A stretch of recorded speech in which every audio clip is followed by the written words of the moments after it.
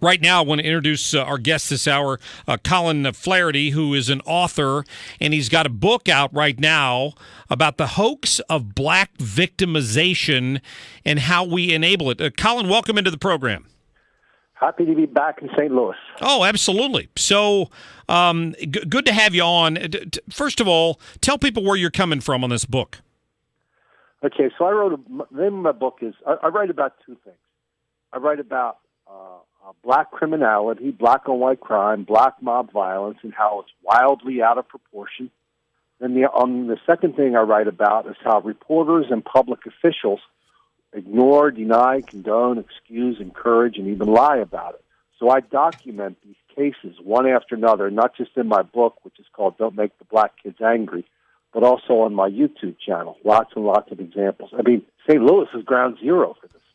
For the Ferguson deal. So was this book in print already at the point that Ferguson happened? Yeah, I've been writing about this for about 5 years. And so Ferguson, but not just Ferguson. I mean, when I think of St. Louis, I think of all the home invasions. I think of the knockout game. That's a black on white thing in St. Louis. But I also think of all the episodes of black mob violence in downtown St. Louis, all on video, all easy to document, which I put on my YouTube channel. But I also think of how determined the public officials are in St. Louis to pretend like none of this is happening, to pretend like there is no problem with black on white crime in St. Louis, to pretend that's like not part of the DNA of St. Louis now, but it is. Yeah, for a lot of people, it's an uncomfortable conversation to have. Yeah, I understand that. And that's why I try to just talk plainly about it, without racism, without rancor, without apology. But it's also very uncomfortable to live in a town where, in St. Louis is kind of an extreme case where the governor, the soon-to-be former governor, and a lot of the public officials in St. Louis, they not only say it's happening, they say white people do it too, and they say some white people deserve it. So that gets really uncomfortable because neither one of those things is true. Right. And now there's an effort underway in St. Louis to merge the city back in with the county because there's a perception that, St. Louis gets ranked as one of the most violent cities in the country. But they argue it's because the population is only 300,000, but if you factor in the 2 million people that live in the region, it would be a much smaller number, and St. Louis wouldn't seem like such a bad place. Well, you could play around with the numbers all you want. That's not going to really change the reality on the ground. It's not going to change the reality of things that happen around Busch Stadium. It's not going to change the reality of things that happen in places like Ferguson. It's not going to change the reality of public officials coming out and going, excusing this unbelievable level of black criminality that takes place in St. Louis and lots of other places around the country. So I haven't had a chance to read your book, but what is the conclusion, or is there a conclusion that you draw about why this? I mean, obviously, a lot of this is socioeconomic, families that are split up, entitlements, generational situation with entitlements. What do you draw as the conclusion out of this book? I don't do a lot of causes and solutions only because I deal with people who deny this problem even exists. But here is one thing I do document a lot, and I document black on white hostility and how it's kind of gone mainstream. I mean, you can turn on any cable network now. I was watching CNN the other day, and there was Cuomo, I forget his name, the Cuomo kid. He was on there talking to D.L. Hughley, and D.L. Hughley said, we shouldn't listen to Rudy Giuliani because who wants to listen to old white men anymore?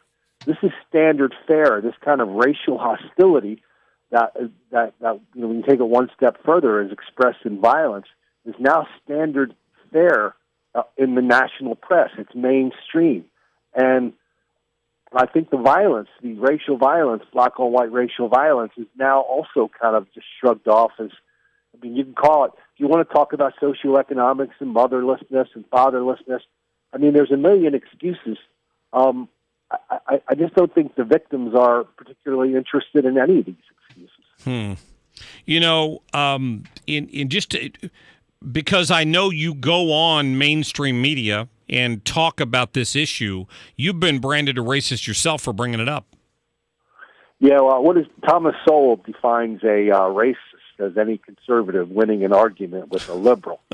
But I mean, the numbers are so wildly out of proportion. I mean, the black crime rate versus the white crime rate, the black on white crime rate versus white on black, and if you throw Asian in there, that sends even distorts the numbers even more. But people in St. Louis, whether they talk about it on television or in their news, the Dispatch or not, they know there's something really wrong in St. Louis. All the knockout games. I mean, St. Louis, of course, is known as the home of the knockout games. That's a black on white thing, black on Asian thing. And we could sit here and pretend that there's not a racial element of it, but if there's not, then we have to look at it. Everybody, you look at each other and say, well, it's just a coincidence. Well, there's something really wrong in this country right now, and not enough people are looking at it and saying, man, what the heck's going on here? And that's basically what my books do. So obviously the administration is about to change. I've made the argument for a while that the current administration, the way the Department of Justice reacted to Ferguson, the way the Department of Justice reacted to a lot of these racially involved situations around the country where police have shot black men or black women, and it's ended up that they've been unarmed, and it all seemed to have stemmed out of Ferguson. But part of what my argument has been is that the White House, the leadership in this country, in a lot of cases, has sort of fostered this belief that the police are always in the wrong.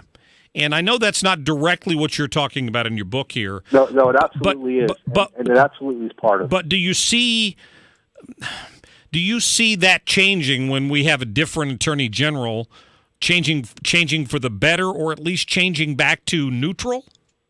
Yeah, well, the answer is yes, and here's why. I don't think most people are fully aware of how race-conscious the current administration is and how they see everything through the lens of race.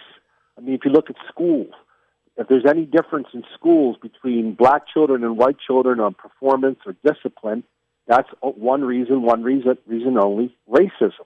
If you look at the EPA, they talk about environmental racism. If you look in the military, they teach white supremacy and white privilege at the military academies. This is a very, very long list. And then I think when the Trump crowd gets in there, one of the first things they're going to discover is how there are so many race-conscious policies in place. And they're all going to have to confront them, whether they're going to just let them sit there or whether they're going to just start peeling them back. And if they start peeling them back, taking things off the table, I think there's going to be some turmoil over that. Colin Flaherty is the author of a book called Don't Make the Black Kids Angry, The Hoax of Black Victimization and Those Who Enable It. It's available here on Amazon.com. Colin, thanks for your time. All the best. Yeah, thank you. Appreciate that. Colin and I are going to differ on some of the points that he makes in this book.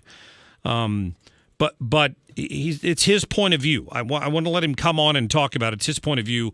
If you Google his name, you will see a lot of people that are very angry with the points that he makes in this book.